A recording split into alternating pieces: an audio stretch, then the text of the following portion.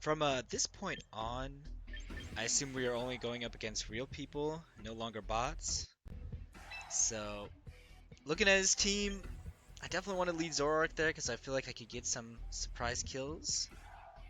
And I was debating to bring Chimecho or not. I wasn't really feeling it on this one. Looking back, maybe I should have probably brought him for that steel typing. But I also kind of was just thinking maybe just not for this one. Maybe I'll bring Mega Lopunny. So I decided to lead Zoroark in Rotom. I feel like Rotom had a lot of good matchups here. If he went for Talonflame lead, maybe if he went for like Slowbo lead for possibly a Trick Room. And then of course if Golurk came out, Hydro Pump is going to hurt. Um, and I was also debating who should I put in my last slot because whoever's in my last slot, that's who Zoroark's going to become. Decided to go King Gambit. It's using my go-to for that, for whoever I put in my last slot. So, felt pretty good. So my opponent was also on a 3-game win streak, so I knew this was going to be a pretty good match. He opted for the Kangaskhan Talonflame lead. And of course, I went with the Rotom and the Zoroark lead. So one thing I was excited about this turn was I had a Focus Blast on Zoroark. I figured I hit the Kangaskhan with that, and if he went for a Fake Out on what he assumed to be King Gambit, it wouldn't work because I would be a Ghost type. So he did go for the Fake Out, but unfortunately it went on the Rotom, and the Talonflame did get that Tailwind up. But because of that, I was able to pick up the KO with the Focus Blast there on the Kangaskhan, making it instantly a 4v3. And the only thing that was really at a disadvantage of here was that Talonflame putting up the Tailwind. So my opponent put up the Abomasnow here with the Snow Warning. I initially wasn't too worried, and I figured I'd get a Sludge Bomb off on this Abomasnow, and then did a super dumb decision that, looking back, I still don't know why I did it, but I decided to click Hydro Pump on Talonflame instead of the 100% accurate Thunderbolt. It was just a super dumb decision of me. Still don't know why I did it. Because the Talonflame went in, knew I was Zoroark at that point, went for the Brave Bird, got me down to 1 HP. I still had the Sash though. I was still feeling fine. Had the chip damage on him. But then the Abomasnow actually outsped me with that Tailwind. That Abomasnow must have been super fast, super fast. The Zoroark then went down. And then I missed my Hydro Pump on that Talonflame. Why did I pick Hydro Pump over Thunderbolt? I still don't know to this day. So I decided I wanted to go with the Lopunny here over the King Gambit. Didn't like that Talonflame out with the King Gambit, so I went for the Lopunny. And here actually I had a peculiar situation. I was pretty confident that Talonflame was going to try and go for a Brave Bird on my Lopunny here. So I actually opted not to Mega Evolve, so I wouldn't become a fighting type and get KO'd by that Talonflame. That one, I thought that was a pretty big brain play there. So I decided, let's get the Fake Out on that Abomasnow and pick up that KO with Talonflame. And I almost picked Hydro Pump. I don't know why. I was so close. So my opponent withdrew the Abomasnow. He decided to throw in Clefable. The Fake Out went on the Clefable. And I did. My predictions didn't really matter because I just clicked Flare Blitz. But I still lived it, so it worked out.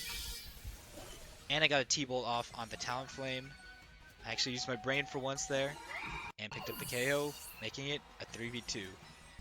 So my opponent put back the Abomasnow there, and this time I did opt for the Mega Evolution, try and get a high jump kick on him, get some damage in, And unfortunately, I didn't really have a lot of good moves here against that Abomasnow, so I figured I'd try and get some chip damage out on the Clefable. Also, if it did follow me, I figured that chip damage wouldn't hurt. So I finally evolved the Mega Lopunny. I was hoping I would be faster even with Tailwind up, but no, the Abomasnow still hit that Blizzard. Like I said, doesn't do a lot on the Rotom, but he did get a crit there. Then Clefable did a Moonblast. I wasn't too worried because of my bulkiness on Rotom, but it still got me down pretty low. And I went for the Thunderbolt here. I was not in the best of positions here, so I knew I had some ground to cover. But the Tailwind did go out. That was my only saving grace.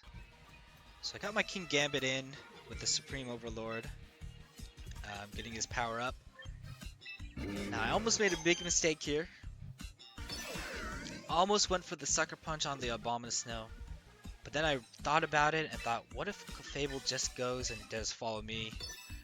So I opted, let's scout, see what moves they're gonna do, try and get the Snow to have one less turn, and get my Rotom to get a little more leftovers HP back.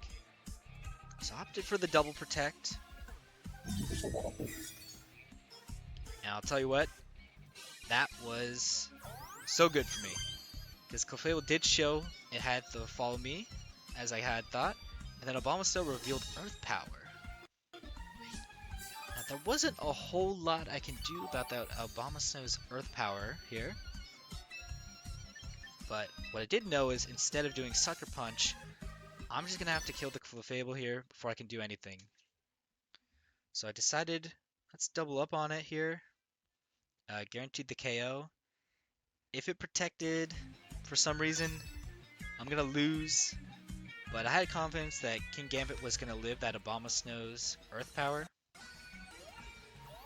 So just as I kind of expected, Clefable went for that Follow Me again, along with Abomasnow going for Earth Power again. It was doing more than half on my King Gambit, which hurt, but it was alright because I had my Rotom use Thunderbolt on the Clefable, which did get recovered by Citrus Berry, but ultimately that didn't really matter because King Gambit had the Iron Head there, and he KO'd the Clefable. So that was a pretty good turn. It actually got even better knowing that the snow stopped, so that Blizzard accuracy has gone down significantly. I did a little bit of a risky play here.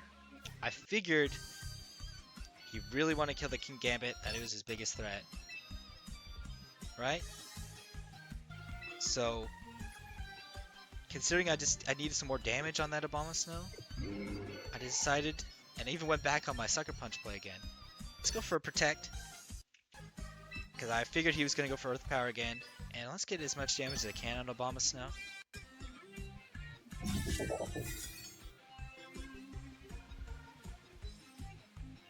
Protect came out, Earth Power just like I thought, and I got a nice little T-Bolt on him, hoping for a para, but that unfortunately didn't happen. Did about 26%, so not a lot, but that chip damage definitely helped. Here, because he was faster, I figured let's get that Sucker Punch in, and then let's get another T-Bolt. I was scared that last turn if he was going to maybe Mega Drain or something, my Rotom, but he didn't. Got Abomasnow down to 1. He unfortunately killed my King Gambit here, but it was all for naught, as my Rotom was able to clutch up, get that T-Bolt off. Crazy that Abomasnow lived on 1, but because I got that chip damage earlier with protecting my King Gambit, that was a big difference there, because I obviously needed 2 hits there to kill that Abomasnow after Sucker Punch. Very close game. Things got really close, but some well-placed protects got me another win here and put me on a 4-game win streak.